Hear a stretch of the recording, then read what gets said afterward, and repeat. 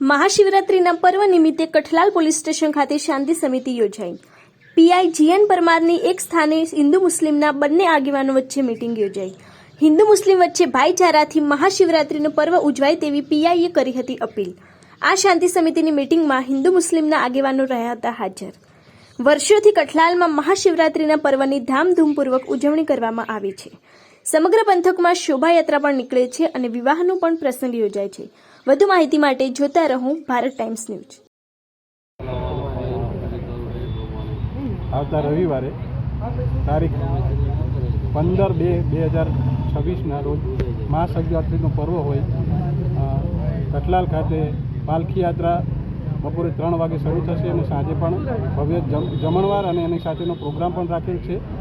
અને તમામ કઠલાલવાસીઓને મારે નમ્ર વિનંતી અને અપીલ છે કે શાંતિપૂર્ણ અને હર્ષોલ્લાસ સાથે શિવરાત્રિનું મહાપર્વ